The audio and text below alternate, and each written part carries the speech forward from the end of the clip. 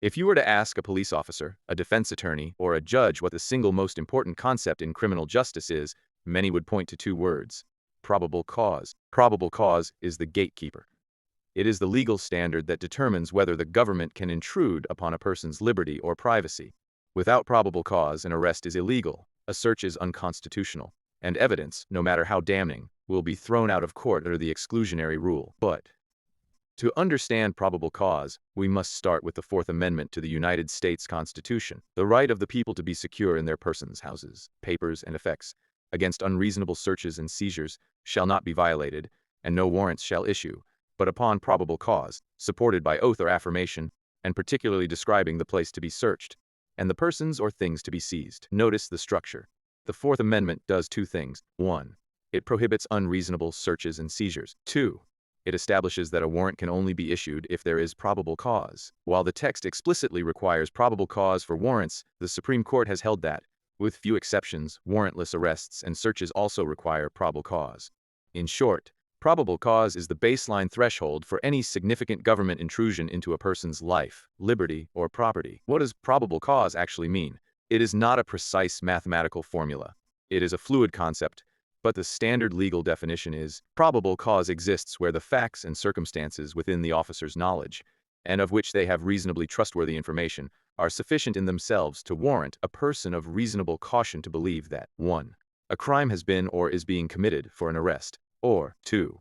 Evidence of a crime is located in the place to be searched for a search. Let's break that down into its key components. The test is objective, not subjective. We don't ask, did the officer believe they had cause? We ask, would a reasonable person, a hypothetical average citizen, not a legal scholar, in the same situation, with the same information, believe that a crime had occurred? This is the most common misconception. Probable cause does not require certainty. It does not require proof beyond a reasonable doubt. That's the trial standard. It does not even require a preponderance of the evidence, 51% likely. The Supreme Court has described probable cause as the facts and circumstances within the officer's knowledge, so to warrant a prudent person in believing that a crime or evidence had occurred. It is often described as a fair probability, roughly somewhere between 30% and 50% likelihood. If an officer knows a crime occurred, 100%, that's probable cause. If they suspect a crime might have occurred, 10%, that's not enough. The line exists somewhere in the middle, a practical, common-sense decision. In Illinois v. Gates, 1983, the Supreme Court rigid two-pronged tests, like the Aguilar-Spinelli test, and adopted the totality of the circumstances approach. This means you cannot look at individual facts in isolation. You must look at the whole picture. Imagine a mosaic. One tile might be meaningless, a person leaving a hotel at 2 a.m. Another tile, they look nervous. Another tile, an anonymous tip says they are carrying drugs. Alone, none of these might amount to probable cause. But together, they form a mosaic that makes it probable that a crime is afoot. Probable cause manifests in two main contexts: arrests and searches. To arrest a person, taking them into custody, an officer needs probable cause to believe that person committed a crime. Warrant arrest. A magistrate reviews an affidavit, a sworn statement, to determine if probable cause exists before the arrest. Warrantless arrest. If an officer witnesses a crime, the in plain view doctrine, or if exigent circumstances exist, the suspect is about to flee, they may arrest without a warrant, but they must still have probable cause based on the facts at that moment. To search a place, home, car, person, an officer needs probable cause to believe evidence of a crime will be found there. The nexus requirement. There must be a connection between the place to be searched and the evidence sought. If you have probable cause that a stolen television is in a warehouse, you cannot search a nearby apartment unless there is a factual nexus connecting the apartment to the television. The Supreme Court has a preference for warrants. If an officer gets a warrant from a neutral magistrate before acting, any mistake is usually protected by qualified immunity, the Leon good faith exception. If an officer acts without a warrant, they bear the heavy burden of proving probable cause, and that an exception to the warrant requirement applied.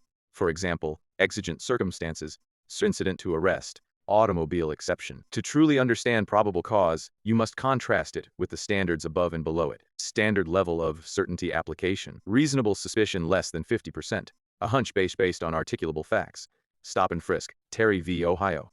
An officer can briefly detain you and pat you down for weapons, but cannot arrest you or search for evidence. Probable cause fair probability, 30–50% plus. Arrests, searches, warrants, the threshold to deprive liberty or privacy. Preponderance of evidence more likely than not, 50%. Civil trials, preliminary hearings, beyond a reasonable doubt 98 to 99%. Moral certainty, criminal conviction. The slide from reasonable suspicion to probable cause is the most critical pivot point in a criminal encounter. At reasonable suspicion, you are detained. At probable cause, you are under arrest. 5. Modern challenges and nuances. A. Collective knowledge doctrine. Officers don't act alone. Under the collective knowledge doctrine, if Officer knows fact X and Officer B sees fact Y, they can combine their knowledge via communication radio to establish probable cause for an arrest by Officer B, even if Officer B alone didn't know enough. B. Informants and reliability. Tips from informants are a constant source of litigation. Under the Gates totality test, courts look at two factors. 1. Veracity reliability. Is the informant known to police? Have they been correct before? 2. Basis of knowledge. How did the informant get the info? Did they see it themselves or hear it from someone else? A tip from an anonymous, unproven informant with no basis of knowledge is likely not probable cause. But a tip from an identified, reliable informant who describes specific details can be. C. Technology and privacy. Modern technology tests the boundaries. In Riley v. California, 2014, the Supreme Court held while police may search a person's physical pockets incident to arrest, they generally cannot search the data on a cell phone without a warrant, because the privacy interest is so immense. Similarly, GPS tracking devices usually require a warrant, because the long-term aggregation of movement reveals details that meet the threshold of probable cause for a search. 6. Conclusion. The practical balance. Probable cause is not a technical rule like the rule against perpetuities in property law. It is a practical, fluid, common-sense standard. It serves as the constitutional fulcrum balancing two competing interests. 1. The interest of the state, to enforce laws, investigate crime, and protect public safety. 2. The interest of the individual, to be free from arbitrary government intrusion, harassment, and unlawful imprisonment. The interest of future lawyers, to enforce laws or investigate crime, remember this, public safety. If the government cannot cross the threshold of probable cause, the Fourth Amendment demands that the individual be left alone. Probable cause is not a technical rule like the rule against perpetuities in property law. It is a practical, fluid, common-sense standard. When courts ask, was there probable cause? They are not asking whether the suspect was guilty. They are asking whether the government acted reasonably. To truly understand probable cause, you must contrast as future lawyers above and below or informed citizens. Remember this.